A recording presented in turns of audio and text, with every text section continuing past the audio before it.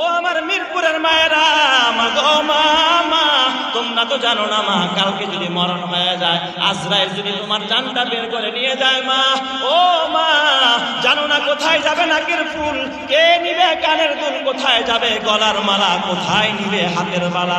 ও মা একটা অলংকার তোমার কবরে যাবে না। ও মায়েরা, একটা সন্তানকে তুমি দিন শিখায়া যাও, কোরআন শিখায়া যাও, হাদিস শিখায়া যাও মা। তুমি যদি কবরে ঘুমাইতে পারো আর তোমার সন্তান যদি রব্বির হামহুমা বলে দোয়া করতে পারে, এই পিতা মাতার কবরের পাশে সন্তান দোয়া করতে দেরি হবে, পিতা মাতার কবর আযাব মাফ করতে আল্লাহ দেরি করবে না। চিৎকার মেরে বলেন আল্লাহু আকবার। বলেন তো আমার আল্লাহ পারে কি পারে না? আপনারা নাম শুনছেন কুতুবউদ্দিন রাজি রহমাতুল্লাহ আলাইহির কথা। এ আমার বাবা, আপনারা নাম শুনছেন কুতুবউদ্দিন রাজি রহমাতুল্লাহ আলাইহি। এ আমার বাবা ইমাম রাজি রহমাতুল্লাহ আলাইহি। আল্লামা ইমাম রাজির ঘটনা আপনারা সবাই জানেন। বাবা একজন আলেমের মর্যাদা দেওয়ার কারণে আল্লাহ তাআলা কি পরিমাণ সম্মান ওই জমিনের মধ্যে দান করেছে, কি পরিমাণ বরকত দান করেছে। আমাদের জমিনের মধ্যে মানুষ আলেমকে ইজ্জত করতে চায় না, কোরআনকে ইজ্জত দিতে চায় না, টুপিওয়ালা দাড়িওয়ালাকে ইজ্জত দিতে চায় না। যেই জমিনে কোরআন হাদিসের ইজ্জত নাই, আলেম ওলামার ইজ্জত নাই, ওই জমিনের মধ্যে একের পর এক আযাব আর গজব আর বিপদ পাঠাবেন যিনি, তিনি কে? যেই জমিনের ভিতরে আলেম ওলামার ইজ্জত থাকবে, সম্মান থাকবে, ওই জমিনে বরকত পাঠাবেন কে? আল্লাহ। ইমাম রাজি রহমাতুল্লাহ আলাইহি উনি কিন্তু একজন জগৎ বিখ্যাত আল্লাহর ওলি। উনি সুলতান মাহমুদ গজনবীর যুগের একজন বড় আল্লাহওয়ালা। সুলতান মাহমুদ গজনবী একজন বড় বাদশা, তিনি জাতীয় ঈদগাহ বানাইছেন, বিশাল বড় একটা ঈদগাহ। এই ঈদগাহ উদ্বোধন করবে, তো তিনি চিন্তা করলেন আমি একজন দেশের বাদশা আর জাতীয় ঈদগাহ, যারে তারে দিয়া তার ঈদগাহ উদ্বোধন করা যায় না। কি বলেন, যায়? হিরো আলমরে দিয়া কি কেউ ঈদগাহ উদ্বোধন করে নাকি? কথা বলেন, হ্যাঁ করে না। মানুষ একজন আল্লাহওয়ালাকে নিয়ে দোয়া করা একটা ভালো কাজ শুরু করে। সুলতান মাহমুদ গজনবী মনে মনে ভাবলেন, একজন দেশের সেরা আলেম দিয়ে আমি আমার ঈদগাহটা উদ্বোধন করবো, এক তো বৃষ্টি হয় না, আবার ঈদগাহটা উদ্বোধন করা দরকার। এই দিক দিয়ে সুলতান মাহমুদ গজনবী বৈঠকে বসছেন যে আমার দেশের ভিতরে সবচাইতে বড় আলেম, সেরা আলেম হলো ইমাম রাজি রহমাতুল্লাহ আলাইহি। সুলতান আমি ইমাম রাজির কাছে যাবো। সুবহানাল্লাহ বলেন। তাহলে বাদশা কার কাছে গেছে? বাদশা কার কাছে গেছে? আলেমের কাছে গেছে না আলেম বাদশার কাছে?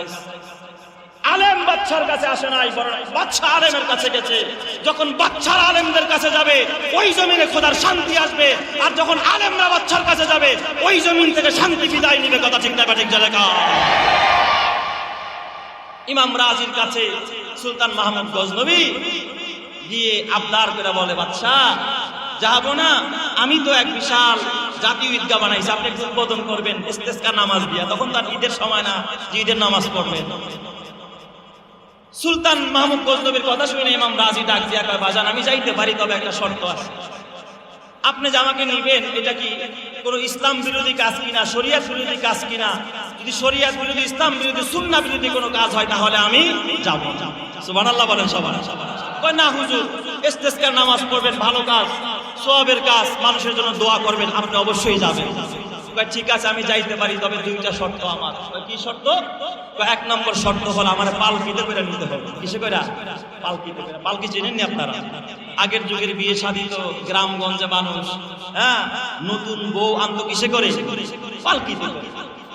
আমাকে পালকিতে করে নিতে হবে। অনেকে ভিতরে ভিতরে খোঁচাখুচি করতেছে, আরে মোল্লা মানুষ তো, যে যেমন তার চিন্তা চেতনাও অমন। এই মোল্লা মানুষ, সে আর ওই বিমান টিমানের কথা নাম জানে নাকি? এই পালকি চিনে, এই জন্য পালকিতে যাবে। ঠিক আছে হুজুর, নিমো আপনার পালকিতে, সমস্যা নাই।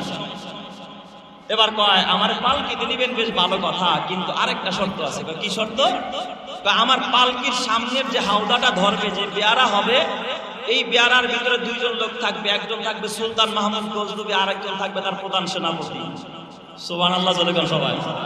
আর পিছের পেয়াদা যে পালকির এই কাঠটাকে, হাওদাটাকে কাঁধে নিবে, সে হবে আপনার খাদ্যমন্ত্রী, আরেকজন হবে আপনার অর্থমন্ত্রী। এই চারজনে মিলে আমাকে কাঁধে করে ঈদগাহে নিতে হবে। বলেন তো প্রথম শর্তটা তো সহজেই ছিল, দ্বিতীয় শর্তটা সহজ না কঠিন? বাদশার মাথায় যেন আসমান ভেঙে কি করছে?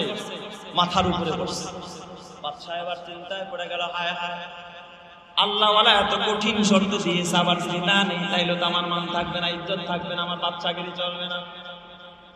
সুলতান ডাকিয়া বলে, বাদশা আপনি যেই শর্ত দিয়েছেন বাধাই শর্তের ভিতরে আমার কোনো দ্বিমত নাই, আমি পালন করব। তবে ও আল্লাহর ওলি ইমাম রাজিকে ডাক দেয়া বলে, আপনি আগামীকাল যাবেন।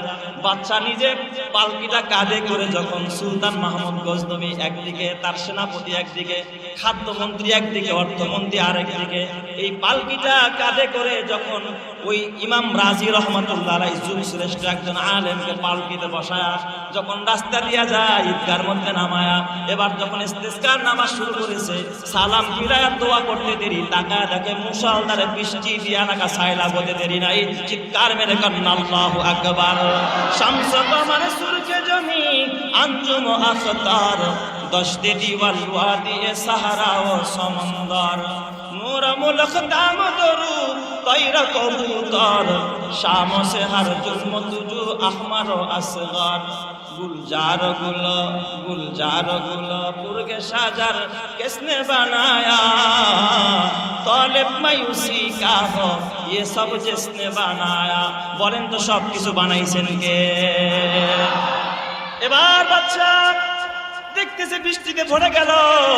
বাদশা হুজুরকে যখন বিদায় দিবে, বিদায় কালে বলে, হযরত একটু আমার খাস কামরা আসবেন। সুলতান মাহমুদ তার কামরার ভিতরে, তার সিংহাসনে, বাদশার সিংহাসনের ভিতরে হুজুরকে বসায় দিচ্ছে।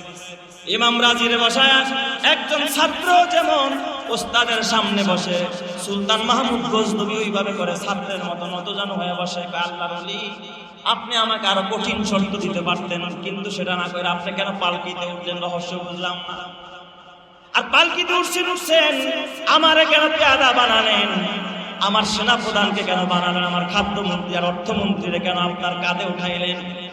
এবার সুলতান ডাকতে, সুলতানের কথা শুনি না, ইমামে রাজি ডাকতে, ও সুলতান, আল্লাহ তাআলা আমাদেরকে কাশফ দিয়েছে, আমরা যা দেখি তোমরা তা দেখো না। সুলতান রে, আল্লাহ তাআলা এই জমিন থেকে যখন কুরআনের মর্যাদা, আলেমের মর্যাদা বিদায় নিয়েছে, আল্লাহ তাআলা বৃষ্টিকে আকাশের দিকে উঠায়া নিয়ে গেছে, বৃষ্টির দরজা বন্ধ করে দিয়েছে।